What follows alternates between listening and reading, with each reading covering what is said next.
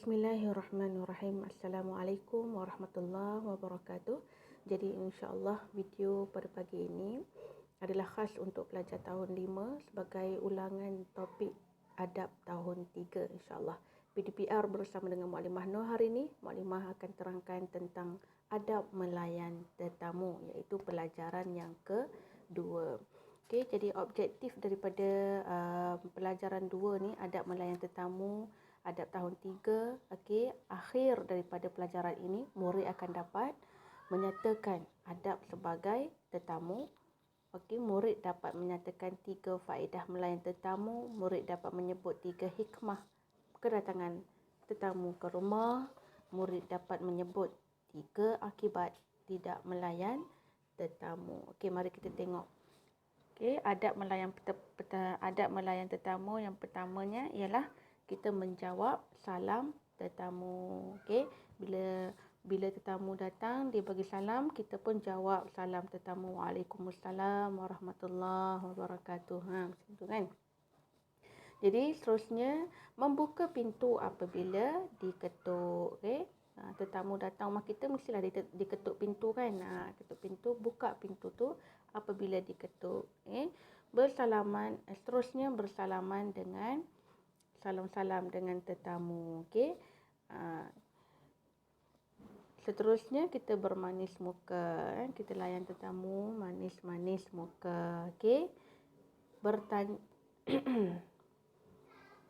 Seterusnya kita sediakan tempat duduk selesa dan juga bersih kepada tetamu. Jemput dia duduk. Masuklah rumah, jemput, sediakan tempat duduk yang selesa dan juga bersih. Okey. Adab melayan tetamu juga kita mesti bersifat ikhlas. Bersifat ikhlas. Okey, memberi layanan yang baik. Menjemput tetamu masuk dalam rumah. Okey, itu bila kita layan tetamu. Yang tadi Mukadimah sebut tu, bila kita layan tetamu, macam mana adab kita nak layan tetamu. Okey, sekarang ni kita masuk kepada adab sebagai tetamu. Macam mana pula jika kita sebagai tetamu. Okey. Baik, yang pertamanya, kita sebagai tetamu, kita kena buat apa? Berkunjung mengikut masa yang sesuai. Nak pergi rumah kawan, okey, pergilah waktu yang sesuai. Bukan terlalu awal pagi, bukan terlalu lewat malam. Okey, yang tu tak sesuai. Jadi, pergi ke rumah kawan, ke rumah saudara, ke mak saudara, ke rumah siapa-siapalah. Kalau kita nak berkunjung, kita sebagai tetamu mestilah kena berkunjung mengikut masa yang sesuai. Yang kedua, memberi salam sebelum masuk ke rumah. Beri salam sebelum masuk ke rumah orang. Jangan main masuk je. Beri salam dulu. Assalamualaikum. Okey. Berapa kali? Biasanya yang disarankan oleh Nabi, 3 kali. Kurang-kurangnya 3 kali. Kalau tak berjawab juga tu, maksudnya kita tak diterima sebagai tetamu lah tu. Ataupun rumah tu tak ada orang kan. Jadi beri salam sebanyak 3 kali. Assalamualaikum. Assalamualaikum. Okey, seterusnya ucap salam sebelum pulang. Sebelum kita balik tu, kita bagi salam. Okey, nak balik dah ni. Assalamualaikum. Macam tu. Okey, itu adab kita sebagai tetamu. Okey, seterusnya makan dan minum dengan sopan. Okey, makan, minum dengan sopan. Jangan gelojoh, jangan nampak macam berlahap sangat kan, macam lapar sangat, macam tak makan 3 hari kan. Okey, tunjuk contoh yang sopan. Makan, minum dengan sederhana dan sopan. Okey, duduk dengan sopan. Duduk pun nak kena duduk dengan sopan. Kita sebagai tetamu. Faedah. Faedah, apakah kebaikan? Faedah ni kebaikan. Melayan tetamu. Apakah kebaikan kita bila kita layan tetamu? Apa yang kebaikan kita dapat? Yang pertama, kita akan dimurahkan rezeki. Yang kedua, bertambah kasih sayang antara tetamu dan juga tuan rumah. Okey. Hubungan akan menjadi makin erat, okey, makin sayang. Jadi seterusnya yang ketiga, kebaikan kita melayan tetamu ialah kita dapat memupuk semangat perpaduan. Okey. Dan kita diberi pahala oleh Allah Subhanahu Wa Taala. Tentu kita dapat pahala oleh Allah Subhanahu Wa Taala, dan juga bertambahlah keberkatan dalam hidup. Okey. adab melayan tetamu ni adalah antara yang sangat dituntut dalam Islam. Kita layan tetamu ni adalah antara yang sangat dituntut dalam Islam. Kenapa? Sabda Rasulullah sallallahu alaihi wasallam, "Wa man kana yu'minu billahi wal yaumil akhir falyukrim dhaifah." Riwayat Al-Bukhari. Okey, maksudnya apa? Dan sesiapa yang beriman kepada Allah Subhanahu wa taala dan hari akhirat, maka hendaklah dia memuliakan tetamunya. Ini Rasulullah sebut ni dalam hadis. Okey. Maknanya nak cerita bahawa orang yang melayan tetamu ni adalah antara amalan yang sangat mulia. Allah suka. Okey. Jadi kat situlah Nabi sebut, wa man kana yu'minu billahi wal yaumil akhir falyukrim dhaifah. Okey. Jadi insya-Allah kita akan masuk pula hikmah kedatangan tetamu ke rumah kita. Hikmah kedatangan. Hikmah ni kebaikan jugalah, faedah, hikmah.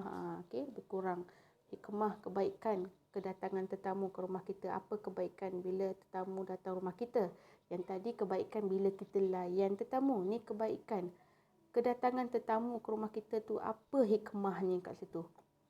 Baik, yang pertama, mengikut sunnah Nabi Muhammad sallallahu alaihi wasallam. Kedua, mengeratkan silaturahim. Okey. Yang ketiga, dimurahkan rezeki oleh Allah Subhanahu wa taala.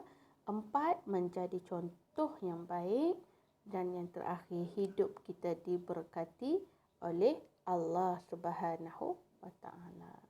Okey, yang tadi hikmah kedatangan tetamu, faedah melayan tetamu. Okey, seterusnya kita tengok pula akibat. Okey, akibat ni benda yang tak baiklah, impak yang buruk, kesan yang buruk. Okey, jadi apakah akibat bila kita tidak melayan tetamu? Okey, yang pertamanya, disempitkan rezeki oleh Allah Subhanahu wa taala. Yang keduanya, jauh daripada keberkatan Allah Subhanahu wa taala.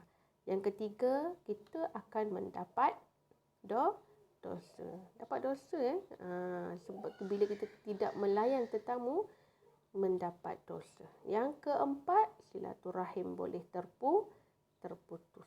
Dan yang kelima, dimurkai oleh Allah Subhanahu wa taala. Allah marah. Okey. Jadi kita layanlah tetamu dengan baik. Okey, sebelum Muallimah habiskan slide ni, Muallimah nak cerita sedikit kisah memuliakan tetamu. Ada hadis Abu Hurairah radhiyallahu anhu, kata dia, seorang lelaki datang kepada Rasulullah sallallahu alaihi wasallam lalu dia berkata, "Aku ni sangat menderita kebuluran," dikata kat Rasulullah.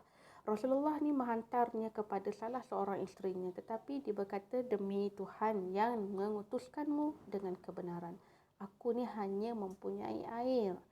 Okey, salah seorang isteri Rasulullah kata, "Aku ada air je ya Rasulullah." Rasulullah bertanya pula pada isteri-isteri baginda yang lain, malangnya semua isteri baginda memberi jawapan yang sama. Maknanya tak ada makanan. Macam mana nak bagi makan kan? Dekat tu tadi, seorang lelaki yang datang pada Rasulullah tadi tu, "Aku sangat menderita dengan kebuluran," kata dia. Tapi bila dia tanya pada isteri-isteri lain, isteri-isteri lain semua memang tak ada makanan. Yang masing-masing ada air sahaja. Okey, jadi Rasulullah sallallahu alaihi wasallam lalu bersabda, "Sesiapa yang memberi makan kepada orang ini, Allah akan merahmatinya." Okay. Seorang lelaki daripada golongan Ansar berdiri lalu berkata, bila dia dengar Rasulullah cakap macam tu, lalu dia berkata, "Aku wahai Rasulullah." Okay. Lelaki Ansar ni tadi dia menawarkan diri dia, dia nak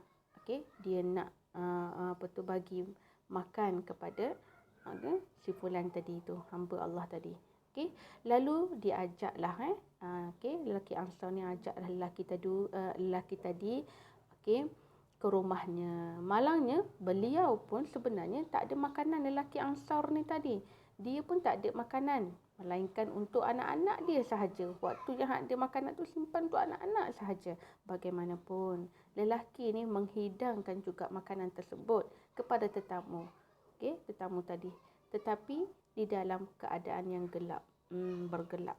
Okey. Jadi pada keesokan, kenapa dalam keadaan bergelap? Supaya tetamu tu tak tahu yang sebenarnya tuan rumah ni pun tak ada makanan. Okey, yang ada makanan tu cukup-cukup untuk anak dia. Okey, jadi dia bagi dekat lelaki tadi. Jadi dia tutup lampu dalam keadaan bergelap supaya tetamu tadi tak perasan pun yang lelaki Ansar ni sebenarnya tak makan pun waktu tu, tak ada makanan pun di sebalik tirai tu kan. Okey, jadi apa yang berlaku pada keesokan harinya? Okey, mereka bertemu dengan Rasulullah. Lalu baginda bersabda, Allah benar-benar bangga dengan perbuatan kamu terhadap tetamu kamu malam tadi. Subhanallah. Kan?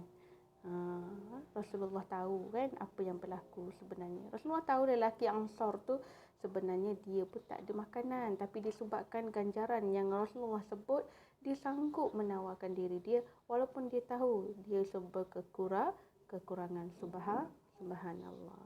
Kan? Jadi itulah pengajaran daripada kisah ini.